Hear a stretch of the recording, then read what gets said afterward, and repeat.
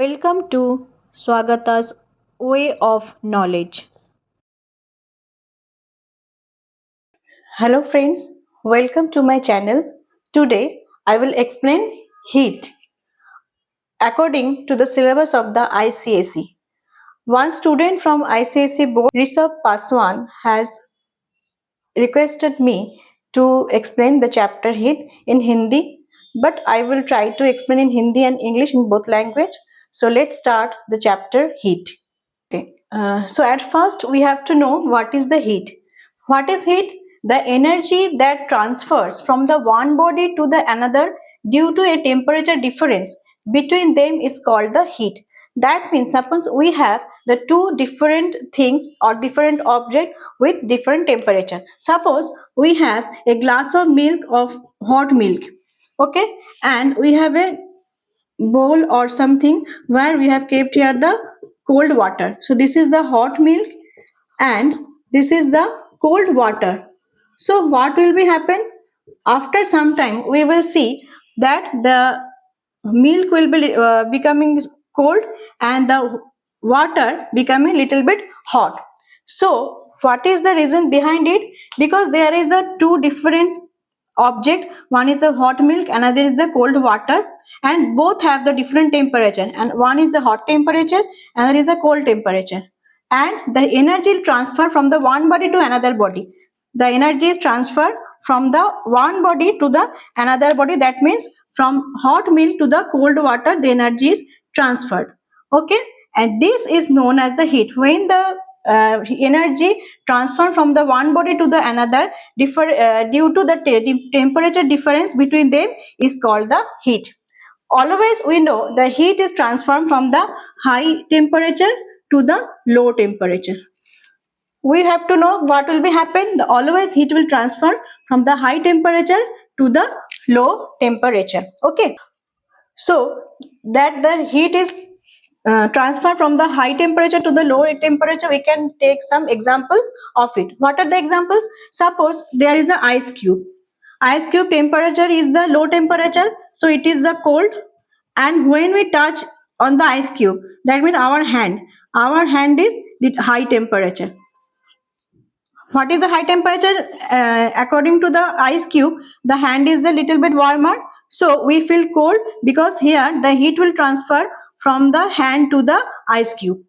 And the other thing, suppose we are put our hand in the boiling water. This is a boiling water, this is the high temperature, and our hand, what will be happen? In this case our hand have the low temperature, so the energy of the heat will travel or from transfer from the high to the low, so we feel hot in our hand.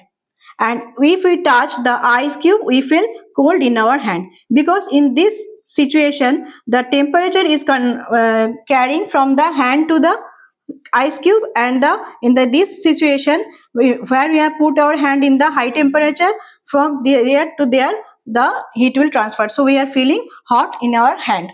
Okay, so this is the example of how the high temperature to the low temperature the heat is transferred.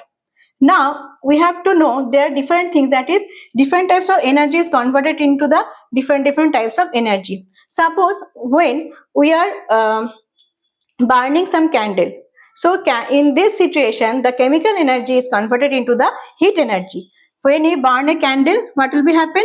The chemical energy is converted into the heat energy, okay.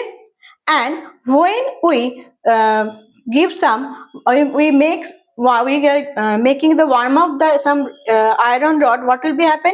It emits the red light and becoming hot. So in this case the heat energy in converted into the light energy. So we can see the different types of energy is converted to the one type of energy to the another type of energy. The source of heat, what are the source of it? There are three sources of heat. One is the sun, second is the fire, and third is the electricity.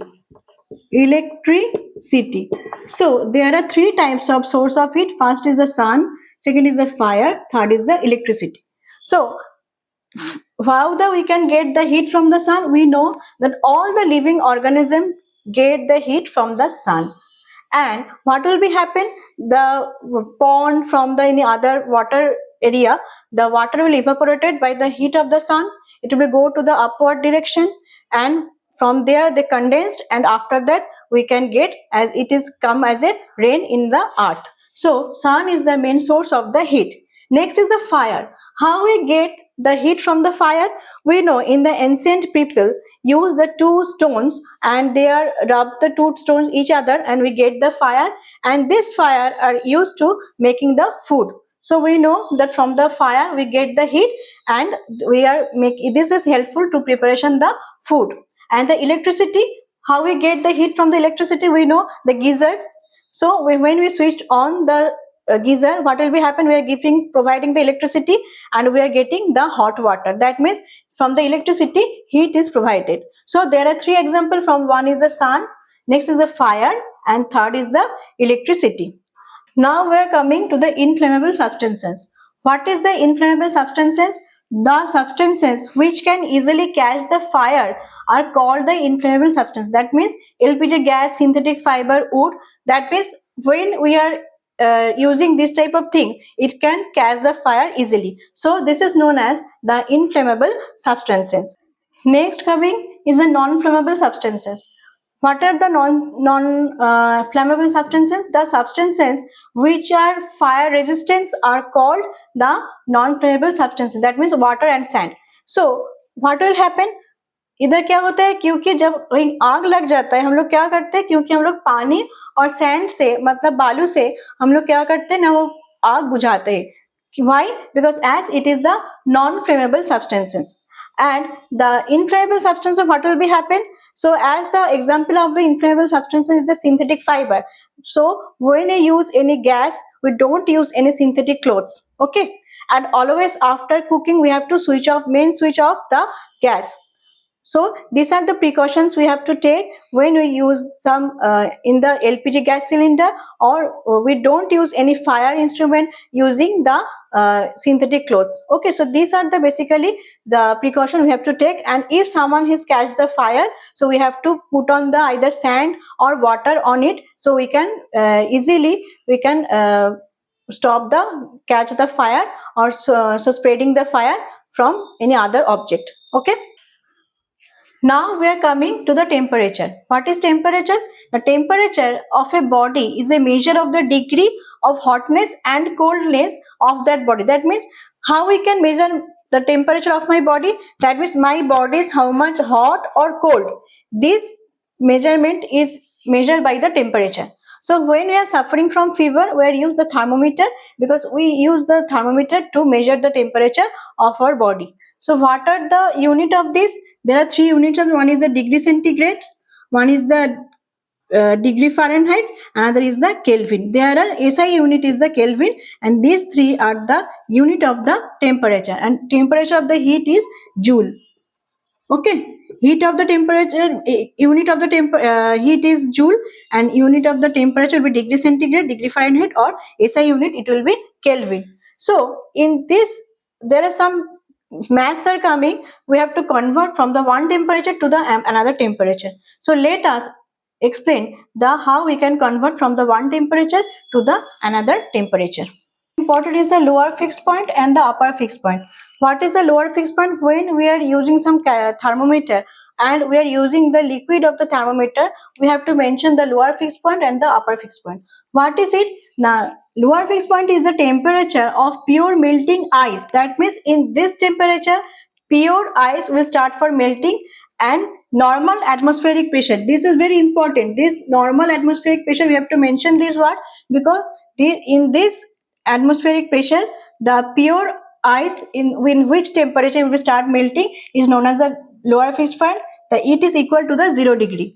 And what is the upper fixed point? It is the temperature of the pure boiling water. That means it will be pure and at normal atmospheric pressure, because if the pressure will be changed, this point will be maybe different. So when we use the word fixed point, we have to mention the pure boiling water, and also we have to mention the normal atmospheric pressure, and it is equal to the 100 degree. That means a pure boiling water or pure boiling water in the 100 degree centigrade, in the normal atmospheric pressure start to boil. So this is known as the upper fixed point.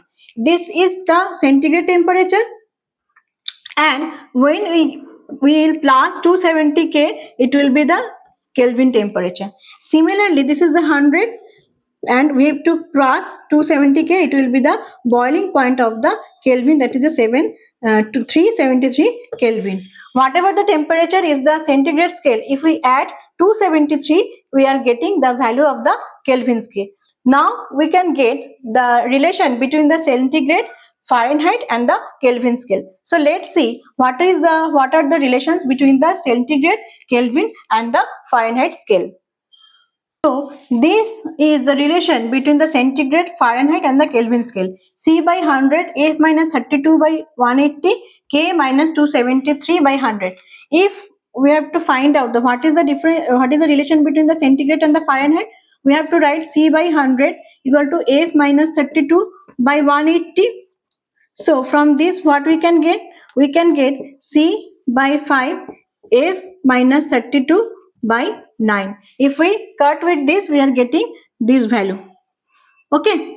Now what is the relation between the centigrade and the Kelvin scale? We have to write down C by 100 equal to K minus 273 by 100. Both 100 will be cutted. So if we are adding the 273 with the centigrade scale, we are getting the Kelvin scale. So these are the relation between the centigrade and the Fahrenheit scale, and this is the relation between the centigrade and the Kelvin scale. So if any one temperature is giving, from this we are getting the another temperature very easily. Now let us give an example of the sum and how we can convert the centigrade to the Fahrenheit scale. We have given that a temperature in centigrade scale is 45 degree. Find out the value of the Fahrenheit degree. So what is the formula? C by 5 equal to F by minus 32 by 9. So in the place of C, we are putting here 5 by 5 equal to F minus 32 by 9. So 9 will be here. So F equal to 81 plus 32. What will get? 113 degree Fahrenheit. Okay, so if we ask, then what will be the Kelvin scale of this temperature? So 45 plus 273, this Kelvin, so 380 Kelvin.